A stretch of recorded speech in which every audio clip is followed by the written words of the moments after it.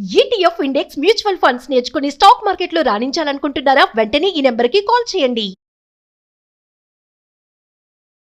నమస్తే, welcome back to Suman TV. ప్రస్తుతం మనతో పాటు ఉన్నారు ఫ్యామిలీ కౌన్సిలర్ రజనీ రామ గారు. నమస్తే మ్యామ్. నమస్తే మేడం, ఈ మధ్య కాలంలో చాలా క్రైమ్ మనం మాట్లాడుకుంటున్నాం. ఎందుకంటే రక్త సంబంధంలోనే ఒకరికి ఒకరు పడక, ఇల్లీగల్ అఫైర్స్ వల్ల, లవ్ వల్ల తల్లిని చంపడము, ప్రేమ వ్యవహారంలో హస్బెండ్ని చంపడము, ఇల్లీగల్ అఫైర్స్ వల్ల, అంటే రిలేషన్షిప్లోని ఎందుకు ఇలాంటి క్రైమ్ అనేది వస్తుంది బాగా ఈ మధ్య కాలంలో? అంటే అండర్స్టాండింగ్ సరిగ్గా లేకపోవడం వల్ల ఫ్యామిలీ మెంబర్స్ పైన తండ్రి కూతుర్ని చంపడం, కూతురు తల్లిని చంపడము, భార్య భర్తను చంపడము ఎందుకు జరుగుతున్నాయి అంటారు? ఇవన్నీ ఎక్కడ ప్రాబ్లం వస్తుంది?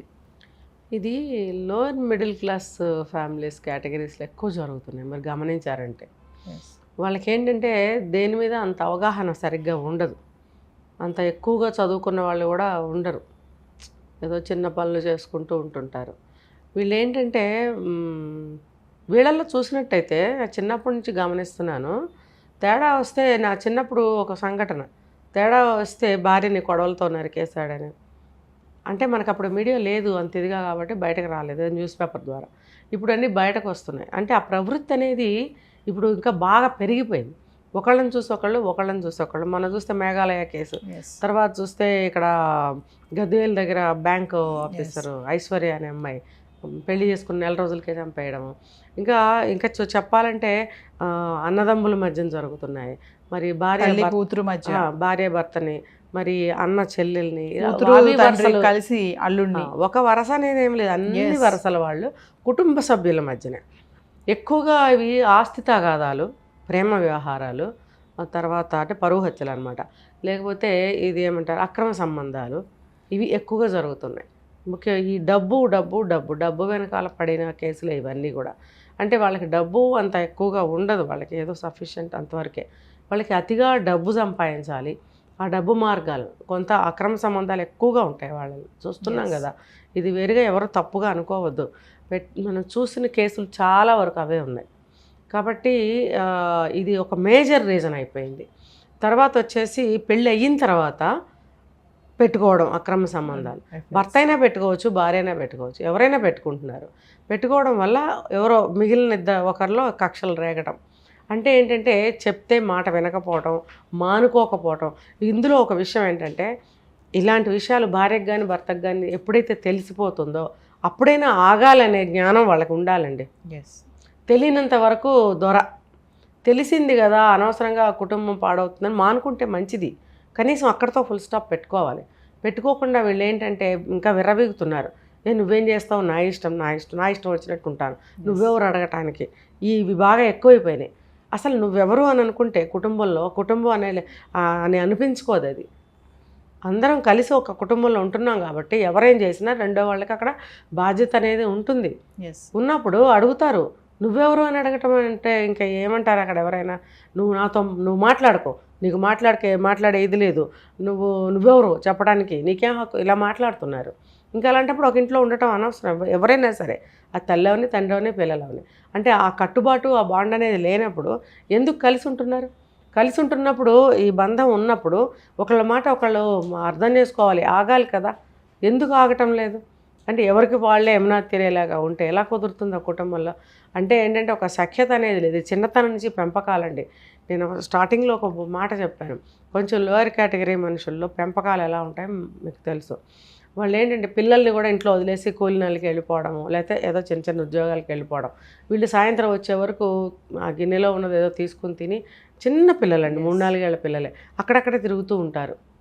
అసలు వాళ్ళు ఇంట్లో ఉన్నారా, ఎవరైనా ఎత్తుకుపోయారా, అసలు పిల్లలు ఎందులోనే పడిపోయారా అనే అజ కూడా వాళ్ళకి తెలిసే పరిస్థితి ఉండదు. అంటే మీరు లోయర్ కేటగిరీ అంటున్నారు కదా మేడం, కానీ కొంతమంది బాగా ఎడ్యుకేటెడ్ ఫ్యామిలీస్లో కూడా ఇలాంటివి జరుగుతున్నాయి. తక్కువ కదా అది. అంటే వాళ్ళు ఎందుకు అలా తయారవుతున్నారు? చదువుకొని జ్ఞానం ఉంటుంది, వాళ్ళకి సెన్స్ ఉంటుంది, తప్పు ఇది చేయకూడదు అంటే పిల్లలకి చెప్పుకోలేకపోతున్నారా వాళ్ళు? అక్కడ అంటే ఫ్యామిలీలో కోఆర్డినేషన్ సరిగా ఉండట్లేకంటారా? వాళ్ళకి కౌన్సిలింగ్స్ అలాంటివి ఏమైనా అవసరం అంటారా? కాదు, వీళ్ళకే మైండ్ కంట్రోల్ ఉండదు. డబ్బున్న వాళ్ళలో కొన్ని జరుగుతున్నాయి, కాదనట్లేదు, ఎక్కువగా అవి జరుగుతున్నాయి. ఈ డబ్బున్న వాళ్ళలో ఎందుకు జరుగుతున్నాయంటే అవకాశాలు, వీళ్ళకి అవకాశాలు ఇంట్లో తెలియదులే, తెలిసే ఛాన్స్ 1% కూడా లేని వాళ్ళు కూడా చేస్తున్నారు. తర్వాత ఈ హత్యలు ఎందుకు జరుగుతున్నాయి ఉన్న వాళ్ళు అంటే ఆస్తి తగాదాలు. ఎలాంటి వాళ్ళల్లో ఎక్కువ అక్రమ సంబంధాలు ఉంటే పెద్దగా పట్టించుకోరు, ఎందుకంటే చదువుకున్నారు, మనకి విచక్షణ జ్ఞానంతో ఆలోచిస్తారు, వదిలేస్తారు. ఎక్కువగా ఆస్తి తగాదాల్లో జరుగుతూ ఉంటాయి హత్యలు అనేవి. ఇంకా చెప్పాలంటే ఇంట్లో 1% కూడా తెలిసే ఛాన్స్ లేదు కాబట్టి నేను నడపచ్చు గ్రంథం అని చెప్పి చేస్తూ ఉంటారు. ఆడవాళ్ళని మగాళ్ళని ఎక్కువ మగాళ్ళు చేస్తారు ఇలాంటి కేటగిరీలో. సో చూసాను నేను ఇలాంటివి కూడా చాలా. అది ఎందుకు వదలలేకపోతున్నా తప్పని తెలిసినప్పుడు అని అంటే అది నాకు బాగుంది, ఇంట్లో తెలిసే ఛాన్స్ లేదు కదా, నాకు ఇది బాగున్నప్పుడు నేను ఎందుకు మానాలి? ఇలాంటి వాళ్ళని ఎవరన్నా బాగు చేయగలరా? జరగట్లేదని నేను అనట్లేదు, జరుగుతున్నాయి, కానీ ఈ రకంగా జరుగుతున్నాయి. చిన్న కేటగిరీలో తెలిసిపోతుంది, అక్కడక్కడే కాబట్టి వాళ్ళకి స్ప్రెడ్ అయిపోతుంది విషయం, అయిపోయినప్పుడు అల్లరైపోతుంది వాళ్ళకి. అది అందుకని ఇలాంటి వాళ్ళలో ఎక్కువగా హత్యలు తెలిసి జరిగిపోతూ ఉంటాయి. ఇప్పుడు మన బ్యాంక్ అమ్మాయి వర్క్ చేసే అమ్మాయి ఐశ్వర్య, మరి ఆ అమ్మాయి చిన్న తరహా అమ్మాయే కదా, డబ్బు కాసుపడే కదా అంత పని చేసింది. లేకపోతే బ్యాంక్ మేనేజరు నిన్ను పెళ్లి చేసేసుకుంటాడా అంత తేలిగ్గా? అతనికి ఒక ఫ్యామిలీ ఉంది, అతనికి ఒక ప్రిస్టేజ్ ఉంది, నిన్ను చేసుకుంటాడా? నేను వాడుకోవటానికి అని నీకు తెలియటం లేదా? అది విచక్షణ లేదా నీకు? అంతే, డబ్బు మీద ఆశ, డబ్బు ఒక మాయ పొర, గుడ్డిగా నమ్మడం. అంటే కేవలం డబ్బు, ప్రేమ, ఇల్లీగల్ ఎఫైర్స్ ఈ రెండే కారణం అంటారా? మెయిన్గా జరుగుతున్నాయి పరువు హత్యలు. చెప్పిన మాట వినట్లేదని చెప్పి చంపేసేవాళ్ళు ఉన్నారు. అంటే పరువు హత్యలు కూడా మనం చాలా మాట్లాడుకున్నాం మేడం. అంటే అదే ఇష్టం లేని అబ్బాయిని, కొంచెం క్యాస్ట్ తక్కువ ఉన్న అబ్బాయి, పోలీస్ కానిస్టేబుల్ అమ్మాయిని వాళ్ళ తమ్ముడు చంపేయలేదా? అక్కడ కూడా ఏంటంటే మన అమ్మాయి మన బిడ్డ అనేది ఆ క్షణంలో ఎందుకు మర్చిపోతున్నారు? అసలు మర్చిపోవట్లేదు. మన అమ్మాయి అయి ఉండి మన పరువు తీస్తుంది, వాళ్ళకి అక్కడ పరువే కనిపిస్తుంది. మన అమ్మాయి కాబట్టే రక్షించాలనే పరువును రక్షించాలి, మన అమ్మాయి వల్ల పరువు పోకూడదు అంటే నెక్స్ట్ మినిట్ వాళ్ళకి అర్థం అవ్వట్లేదా?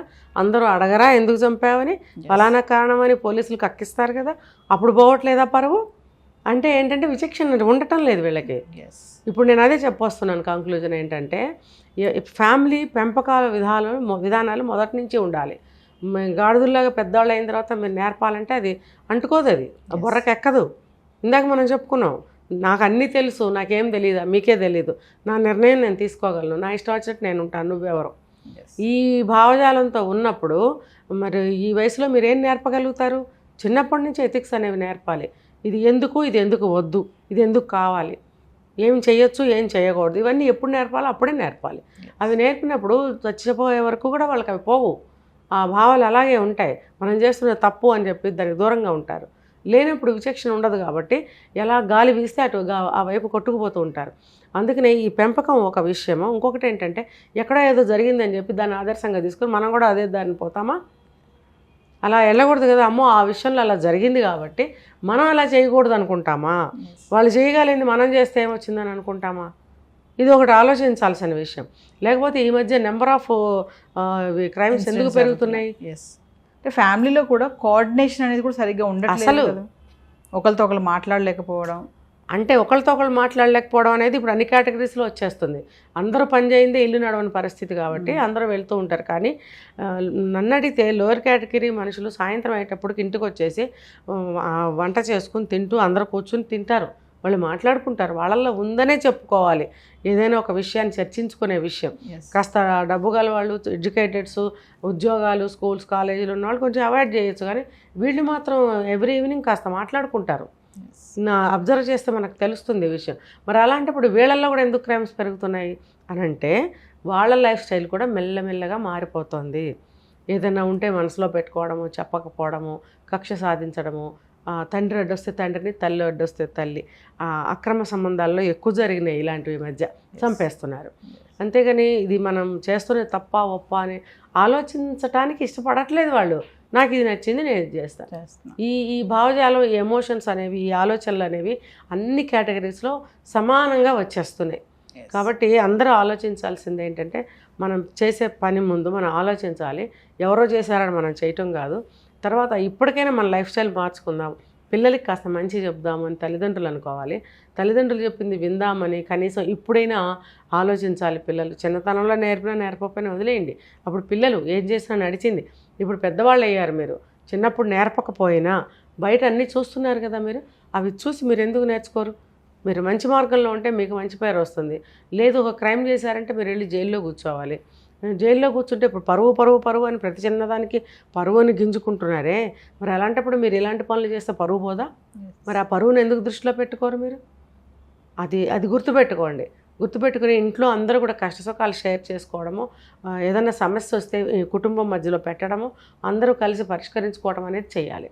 అంతేగాని వాళ్ళు చేశారు వీళ్ళు చేశారు ఇవన్నీ మనకు అనవసరం. అలా చేస్తే అన్ని క్రైమ్స్ అవుతూ వెళ్తూ ఉంటాయి. ఎవరు వీటికి అడ్డుకట్ట వేసేది? ఎవరికి వాళ్ళే వేసుకోవాలి. Thank you.